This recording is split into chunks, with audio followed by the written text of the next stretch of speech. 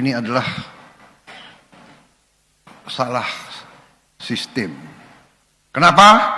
Mungkin bangsa Indonesia adalah bangsa yang terlalu baik. Jadi banyak pakar-pakar kita itu sekolahnya di luar negeri, sekolahnya di barat. Dan kita mungkin mengira bahwa di luar negeri, di barat itu yang diajarkan semua yang benar dan yang baik. Padahal kita lupa, barat itu unggul dan jago dalam menjajah bangsa lain. Mereka unggul dalam imperialisme. Jadi kalau kita ke sana belajar, ya kita harus waspada.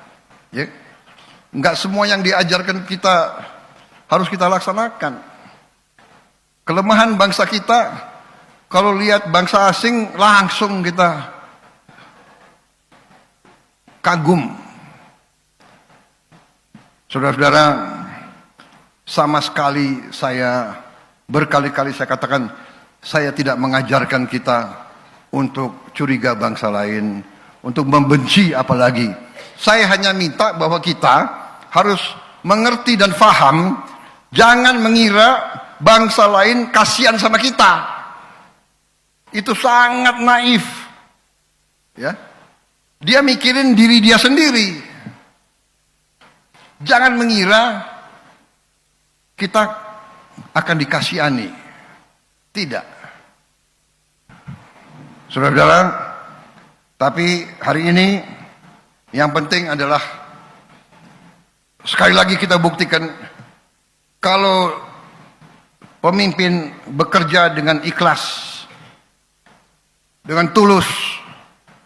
Kalau pemimpin bekerja satu tim, kerjasama, ya, tidak egois, tidak bersaing negatif.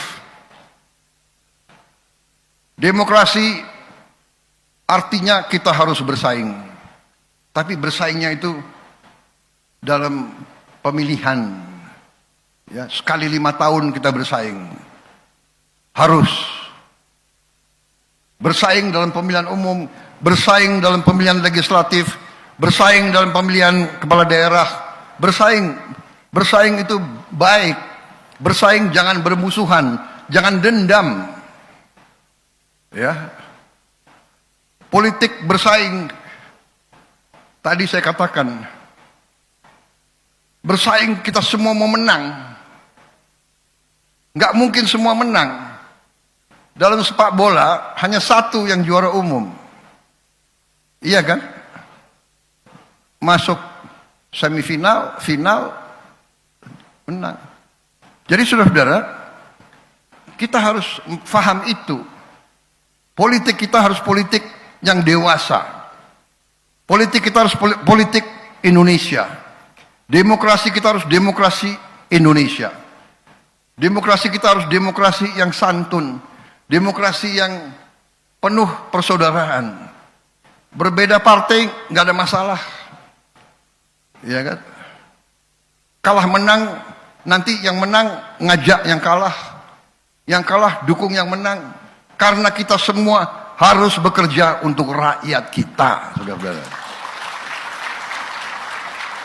Rakyat kita tidak suka pemimpin yang penuh dendam. Saudara-saudara sekalian, rakyat kita tidak suka pemimpin di atas itu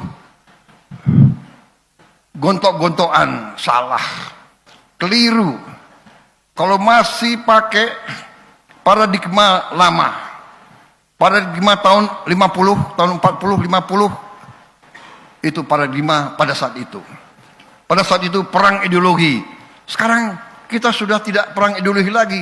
Kita sudah sepakat. Ideologi kita ya Pancasila. Bersaing tidak ada masalah. Iya kan? Gubernur DKI partai lain nggak ada masalah. Saya bisa kerjasama sama Pramono Anung. Benar.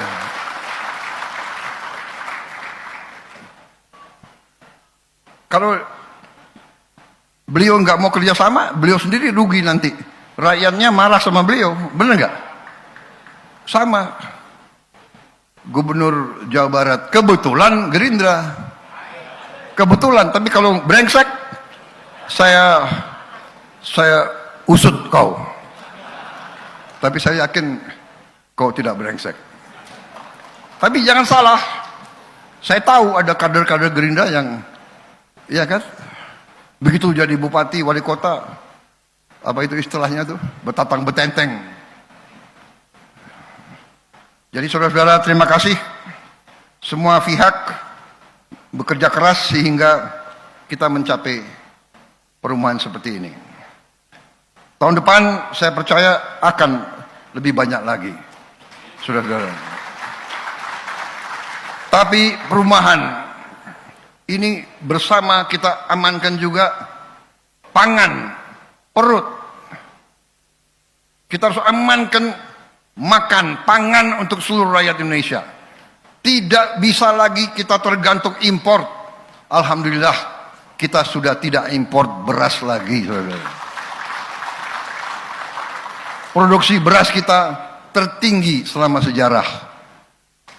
Sekarang masalahnya kita harus bangun gudang yang cukup untuk menampung beras-beras itu. Jagung kita juga produksinya sangat luar biasa, saudara-saudara sekalian. Nanti produksi protein, produksi telur, produksi susu, produksi daging, produksi ikan juga akan sangat meningkat. 2-3 tahun lagi kita akan sangat sukses, lebih sukses lagi di bidang pangan. Pangan aman, kemudian BBM, energi harus aman juga, tidak boleh tergantung import. Kemudian ekonomi di rakyat, anak-anak kita harus cukup makan, maka makan bergizi, gratis, berjalan terus. Alhamdulillah hari ini sudah hampir mencapai 30 juta penerima manfaat. Sudah kita beri pangan lebih 1 miliar pangan, makanan tiap hari, bukan tiap hari, seluruhnya sudah lebih 1 miliar makan. Ada kekurangan, ada keracunan, ini kita benahi. Tapi dari segi statistik, dibandingkan yang sudah kita hasilkan, ternyata penyimpangan, kekurangan, ya bukan penyimpangan sengaja, tapi katakanlah deviasi, itu adalah ternyata 0,00017. Cukup membanggakan apa yang kita hasilkan. Bahwa kita ingin sama sekali tidak ada keracunan, itu kita kerja keras sekarang. Gubernur Jawa Barat kebetulan Gerindra, tapi kalau brengsek saya usut kau. Sekarang kita sudah tidak perang ideologi lagi, kita sudah sepakat ideologi kita ya Pancasila. Bersaing tidak ada masalah, iya kan? Gubernur DKI partai lain nggak ada masalah. Saya bisa kerjasama sama Pramono Anung. Benar.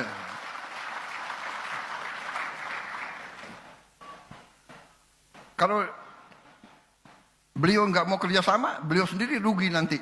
Rakyatnya marah sama beliau. Benar nggak? Sama. Gubernur Jawa Barat kebetulan Gerindra. Kebetulan. Tapi kalau brengsek, saya usut kau. Tapi saya yakin kau tidak brengsek. Tapi jangan salah, saya tahu ada kader-kader Gerindra yang, ya kan, begitu jadi bupati, wali kota, apa itu istilahnya tuh, betatang betenteng. Jadi saudara-saudara, terima kasih.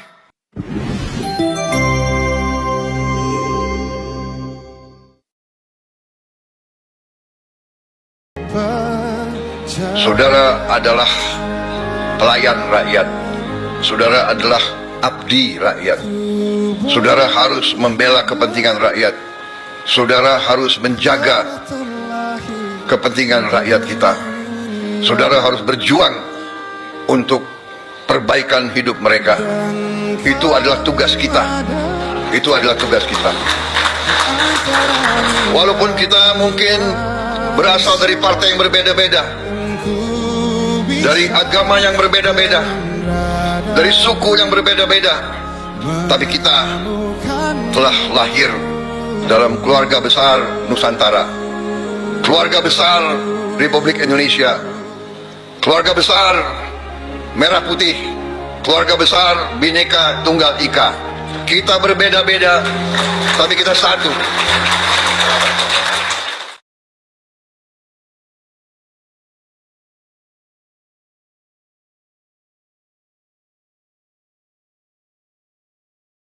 Gubernur Jawa Barat, Saudara Deddy Mulyadi, kumaha damang, Gubernur Jawa Barat, kebetulan Gerindra, kebetulan. Tapi kalau brengsek, saya usut kau. Tapi saya yakin kau tidak brengsek. Tapi jangan salah, saya tahu ada kader-kader Gerindra yang, iya kan, begitu jadi bupati, wali kota, apa itu istilahnya tuh, bertatang betenteng.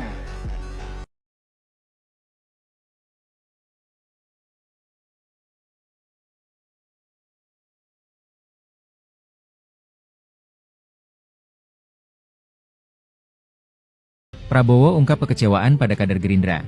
Dari petantang petenteng hingga minta proyek, Presiden sekaligus Ketua Umum Partai Gerindra, Prabowo Subianto, meluapkan rasa kecewanya terhadap sejumlah kader partai yang dinilainya berperilaku tidak pantas usai dirinya menjabat sebagai kepala negara.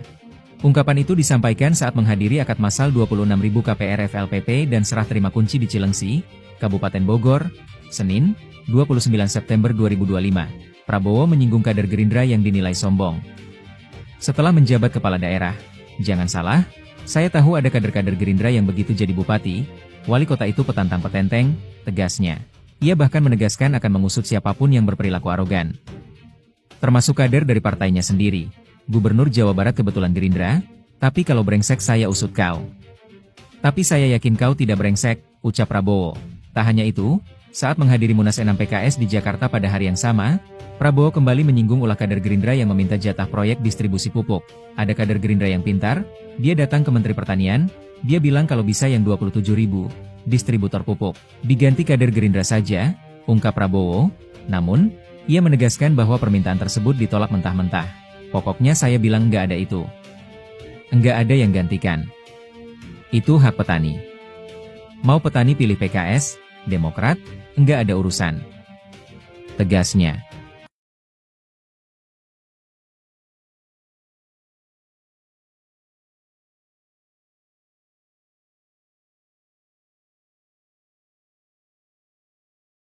Saya jenderal, saya hormat sama kau.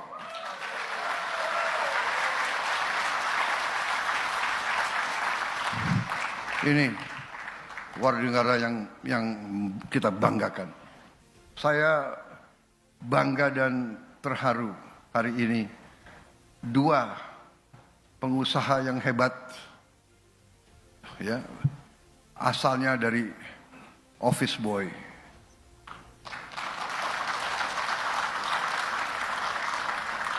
Operator bisa dipasang nggak slide yang dia masih office boy gitu loh, yang dia tidur di lantai gitu loh, bisa dipasang gitu, menarik gitu. Kalau seorang office boy dalam berapa tahun, 9 tahun, 8 tahun, kalau dalam 8 tahun dia bisa, beliau sekarang bisa menghasilkan keuntungan berapa? 120 miliar.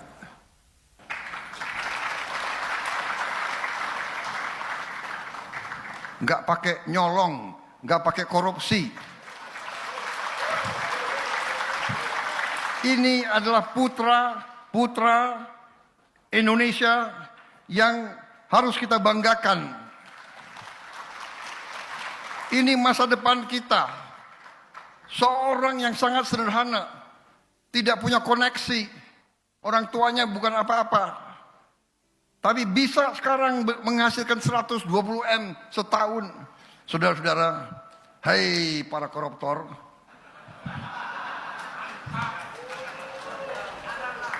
aku ngomong ke situ ya, koruptornya dia.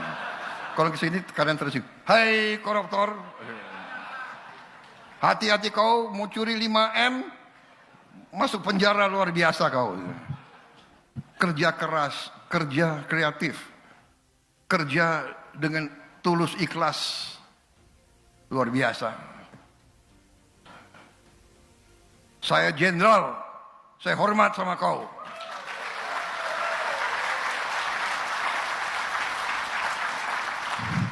Ini warga negara yang kita banggakan. Saya percaya di mana-mana ada angga-angga yang lain, wawan-wawan yang lain. Ya.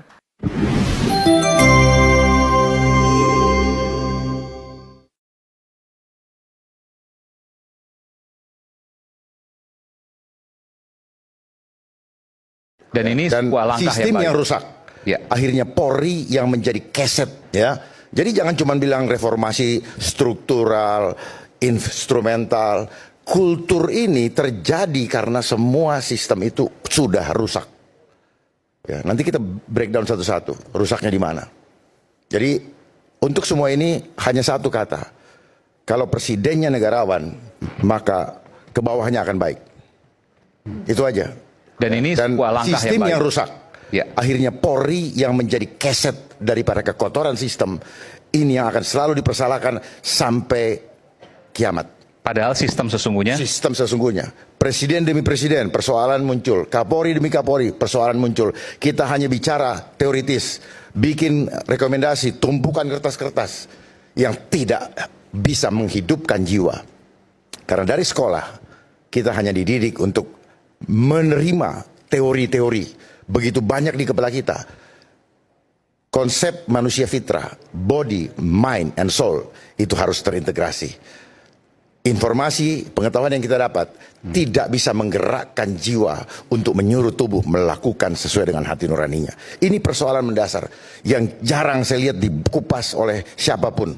Ya, karena apa? Justru itulah makanya ilmu-ilmu di dalam pendidikan dipisah-pisahkan. Ilmu hukum sendiri, ilmu kesehatan sendiri, ilmu insinyur sendiri, ilmu ekonomi. Padahal ini membuat orang tidak mengerti di mana akar masalahnya. Padahal satu dengan yang lain merupakan potongan-potongan puzzle yang harus kita jahit. Apabila kita melihat benang merahnya.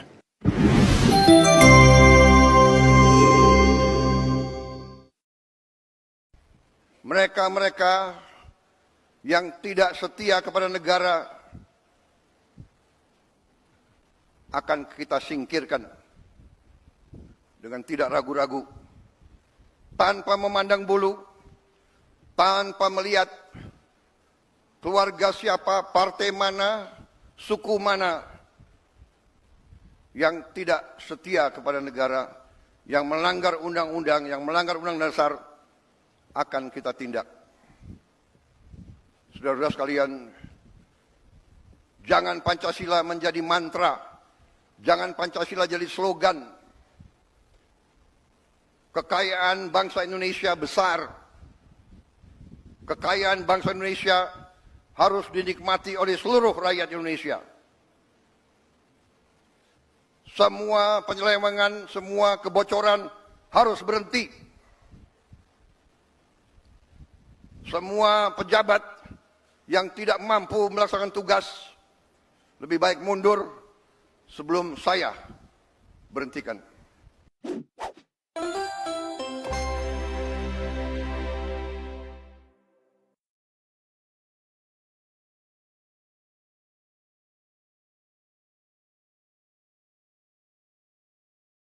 Gubernur Jawa Barat, kebetulan Gerindra. Kebetulan, tapi kalau brengsek saya usut kau. Sekarang kita sudah tidak perang ideologi lagi. Kita sudah sepakat ideologi kita ya Pancasila. Bersaing. Tidak ada masalah. Iya kan? Gubernur DKI, partai lain nggak ada masalah. Saya bisa kerjasama sama Pramono Anung. Benar.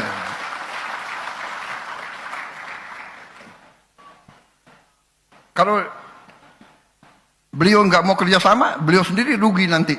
Rakyatnya marah sama beliau, benar nggak? Sama. Gubernur Jawa Barat, kebetulan Gerindra. Kebetulan, tapi kalau brengsek, saya usut kau. Tapi saya yakin kau tidak brengsek. Tapi jangan salah, saya tahu ada kader-kader Gerindra yang, iya kan, begitu jadi bupati, wali kota, apa itu istilahnya tuh, betatang betenteng.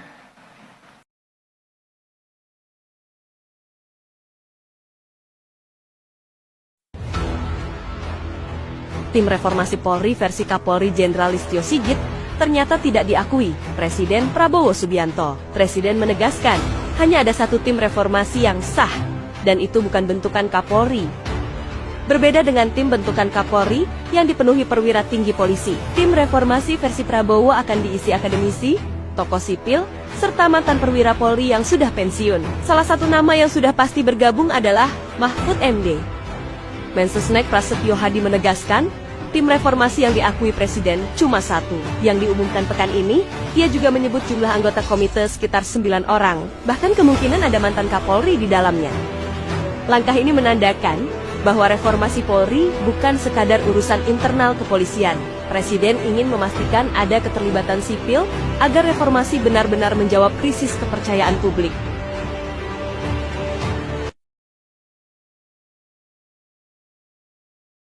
Dan saya beri peringatan, apakah ada orang-orang besar, orang-orang kuat, jenderal-jenderal dari manapun, apakah jenderal dari TNI atau jenderal dari polisi atau mantan jenderal,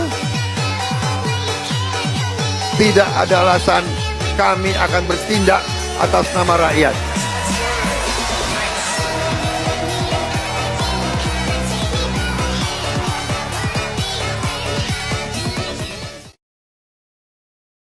Dan Pak Prabowo memang kalau kita lihat orang yang sepertinya karena dia pimpinan partai, orang yang membangun partai dari awal, orang yang pernah punya pengalaman di konvensi Partai Golkar, dia kalah berkompetisi, dia nggak berpikir untuk berkoalisi dengan Pak SBY untuk mengambil alih Golkar dari Pak Akbar Tanjung, tapi dia memilih untuk membangun partai Gerindra dan berkali-kali kalah, tapi dia tetap konsisten dalam jalur itu. Itu hebatnya Pak Prabowo. Dia kan? soal record, kan? soal record. Iya. Artinya dia punya empati kepada orang yang mau bersusah payah membangun sebuah partai politik. Karena ini Bang Hasan Nasbi ya pernah cerita di sini. Salah satu kekagumannya sama Pak Prabowo gini, pas lihat Hambalang ada retretan waktu itu dan banyak banget orangnya diceramahin, diskusi profesor dari mana. Kata Bang Hasan, ini Pak Prabowo ini bikin kayak begini waktu bukan hanya hari ini loh. Sejak kemarin-kemarin dia udah bikin kayak gini. Ketika dia kalah, orang yang menang aja belum tentu mau bikin kayak gitu. Membangun partai itu nggak semudah itu. Nah, gua kembali lagi ke dalam konteks pertarungan ini. Kenapa Agus Suparmanto kalau dalam perspektif Kuri itu menjadi agak berat karena record Pak Prabowo percaya pada orang yang berkarir dan berjuang di dalam partainya sendiri itu menjadi lebih besar. Oh iya, Pak Agus kan nggak punya record, kalau yang setahu gue ya nggak punya record di P3, bahkan dia dulu jadi menteri mewakili PKB. Artinya dibanding Pak Mardiono yang sejak Asorena ibaratnya udah berkarir di P3, jadi bendara di DPW Banten, jadi ketua DPW Banten sampai akhirnya jadi ketua umum, berkarir. Ya Pak Prabowo pasti orang yang punya komitmen dan mencontohkan bagaimana dia percaya perjalanan dan tour of duty di partai. Dia punya preferensi pada orang yang punya loyalitas membangun partai.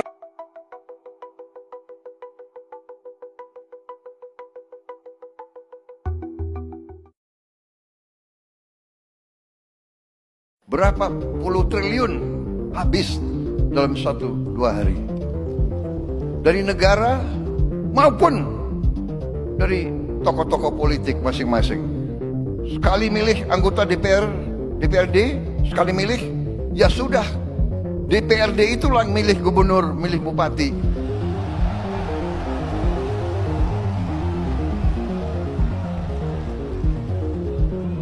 Efisien, nggak keluar duit. Kayak kita kaya, bener nggak? Uang yang bisa beri makan anak-anak kita, uang yang bisa perbaiki sekolah, uang yang bisa perbaiki irigasi, uang yang bisa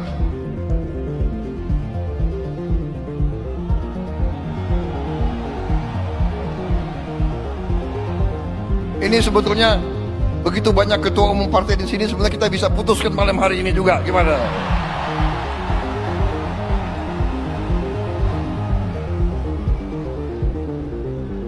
Kalau saya, ya, jangan terlalu dengar itu konsultan asing itu loh. Ya. Saya sekali lagi, saya tidak mau mengajak kita untuk anti orang asing, tidak. Tapi belum tentu mereka mikirin kita kok, ya kan? Hah? Ya kan?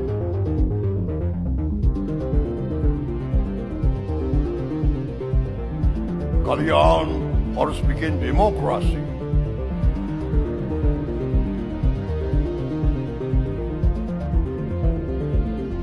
Sebaiknya kalian kalau bisa tiap 3 bulan pilkada.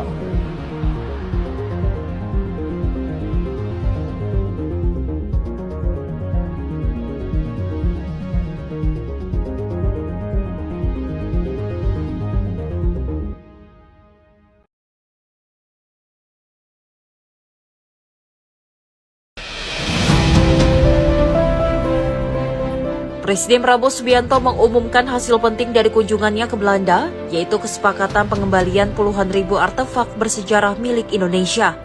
Pernyataan ini disampaikannya di Bandara Halim Perdana Kusuma, Jakarta pada Sabtu 27 September 2025. Prabowo menilai langkah Belanda tersebut sebagai bentuk itikat baik yang akan mempererat hubungan bilateral kedua negara. Selain itu, Prabowo menyampaikan bahwa Ratu Maksima dari Belanda yang dikenal sebagai ahli keuangan akan melakukan kunjungan ke Indonesia pada 25 November mendatang. Kunjungan ini menjadi momen penting untuk memperkuat kerjasama di bidang keuangan antara kedua negara. Di Belanda saya diterima dengan sangat baik oleh Raja, dan Belanda mengembalikan 30.000 item, artefak 30.000 item yang mereka bawa dari Indonesia dikembalikan ke kita. Saya kira itikat baik dari Belanda ingin pelihara kita. Kemudian Ratu juga ternyata seorang ahli keuangan dan akan ke sini tanggal 25 November untuk diskusi sama ahli-ahli keuangan kita. Dalam kunjungannya, Ratu Maksima akan fokus membahas program edukasi keuangan yang ditujukan untuk meningkatkan literasi dan pemahaman masyarakat Indonesia terhadap pengelolaan keuangan. Program ini diharapkan dapat memberikan manfaat luas bagi pembangunan ekonomi nasional.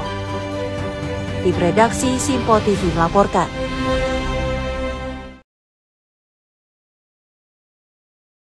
Kekurangan kita terutama menurut pendapat saya adalah sikap mental para elit bangsa, terutama mereka-mereka yang pegang jabatan-jabatan penting. Jangan menganggap NKRI bisa ditipu untuk kesekian kali lagi di tempat yang bersejarah ini.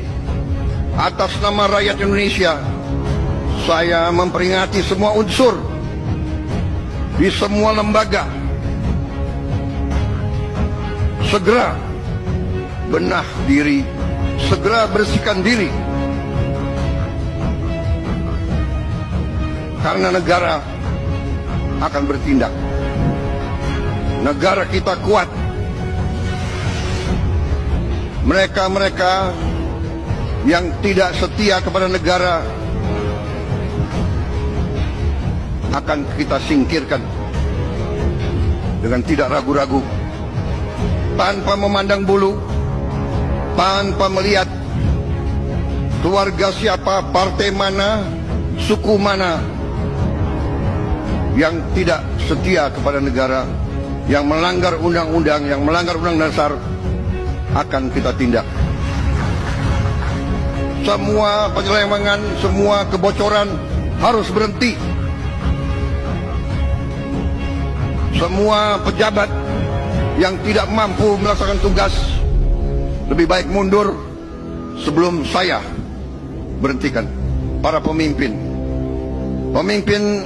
di pusat, pemimpin di provinsi, pemimpin di kabupaten kota, pemimpin di kecamatan, pemimpin di desa,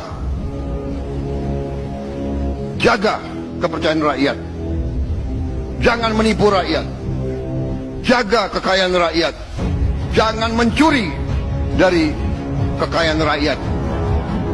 Kalau tidak mampu, jangan masuk ke pemerintahan.